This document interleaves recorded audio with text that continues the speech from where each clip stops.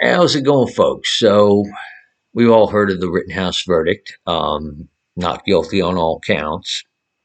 I personally don't think it should have gone to trial. Fact of the matter is, this was a clear cut case of self defense that was clearly proven with evidence that went up on the internet within the hour of the incident happening. You would think with our establishment class, being our celebrities, our mainstream media and our politicians, you should call them the establishment class for brevity purposes. You would think, given the proliferation of these devices right here,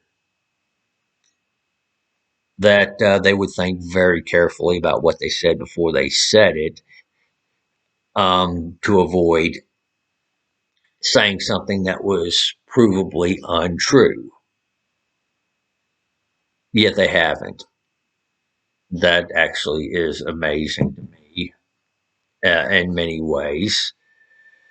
But the only thing I can guess with this is that they understand that there is a certain segment of the population that will believe whatever they say, no matter how many times they get caught saying something that's untrue or outright lying.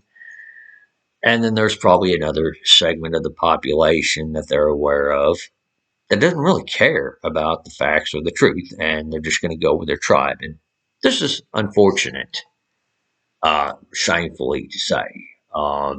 This is showing another element of the sad state of affairs our country is currently in. I don't even think I should have to be doing this video, honestly, but there are certain people that just don't seem to get all the facts in this situation, either that or do not care. Let's talk about the state line deal.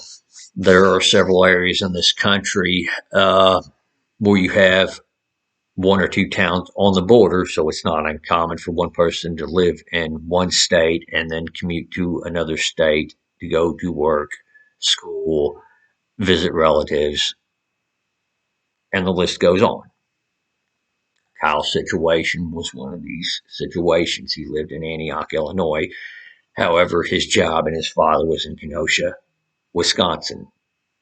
So it's not like Kenosha was some land foreign to Kyle. Kenosha was probably just as much of Kyle's community as Antioch, Illinois was. Second, on gun laws. Now, some gun laws in this country are very confusing, both state and federal, and some are pretty well clear cut. With handguns, if you're going to purchase a handgun from an FFL, which is where most people purchase their handguns from, especially if you want to buy one brand new, you have to be 21 and you have to be a resident of the state that handgun is purchased in. With Wisconsin, in order to carry one of these handguns, you have to lawfully possess it and you have to be at least 18, at least from what the law in Wisconsin is, to the best of my knowledge. And Kyle was 17. Now, on long guns, NFA Title I long guns, that is, shotguns and rifles, two broad categories. To purchase them from an FFL, you only have to be 18 and not a prohibited person. And you don't even have to purchase them in the state of your residence, just as long as you're purchasing something that's legal in the state of your residence and the state you're purchasing it in. For the most part, you should be fine. There are certain exceptions to that rule, obviously, but I'm not getting into that here in this video. In Wisconsin, you have to be 16 or older to carry a long gun. This is why the charge on Kyle for the possession of the AR-15 got thrown out, because it turns out he wasn't actually violating any of the laws. It doesn't make sense to charge somebody with violating a law they were following. Now, so right there, again, another reason why this should not have gone to court. president, and I've heard a lot of establishment type squeal about the president. And honestly, this is their fault more than anybody else's.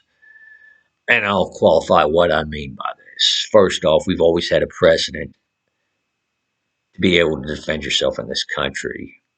Self defense is a right. They're trying to conflate this with vigilantism, which it's not. If you're going to classify self defense as vigilantism, which don't get me wrong, I think that these people would absolutely love to see that happen because they don't want the average person to be able to defend themselves from the very mobs they enable. You know, if it were to classify what Kyle did as vigilantism, then most cases of self defense in this country would be considered vigilantism. And the fact of the matter is that's simply not true. You're defending yourself from an imminent threat, so you can possibly have your day in court if needed. You know, you're under no obligation to die just so your assailant can get their day in court eventually. But unfortunately, our establishment class seems to think that you, as a common person, have some sort of duty to die for your assailant. Now, on the whole armed citizens patrolling the street deal, well, again, I think I've said this in previous videos actually, but I've said for years in my discussions on riots and mob violence in general that this was a bad idea. This is something that you should not be supporting. And I said this would lead to either one of two things: a massive police crackdown, or in the case where police were not allowed to act, you would probably find groups of armed citizens filling that void. In fact, we've seen this in the past. So if you didn't want that, you should not have been supporting the use of mob violence. Plain and simple. But that was just something too hard for the establishment class not to do. In fact, they're still defending mob violence. You know, it was both, I think, CNN and MSNBC. The second those riots started in Kenosha, they were framing them as things like fiery but mostly peaceful. Meanwhile, you see the town burning down in the background of their footage. You know, so with that being said, they have set those circumstances, and I'm not going to condemn anybody from going out into their community with a rifle, knowing they have to possibly deal with the mobs that might attack them or might lynch them, you know. And you hear so much about Rosenbaum, Huber, and Grosskreutz about how they suffer through this, but you don't hear about the 25 people, at least in my count, that have died in the George Floyd riots.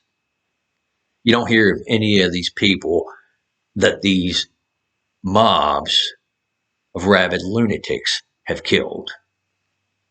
And that is disgusting. So I'm going to wrap this up here. There might be a follow-on video. There might not be, depending on the feedback or depending on future information I get. But guys, comment sections below. Let me know what y'all think. Thank y'all for watching. Y'all take it easy out there. Have a great day.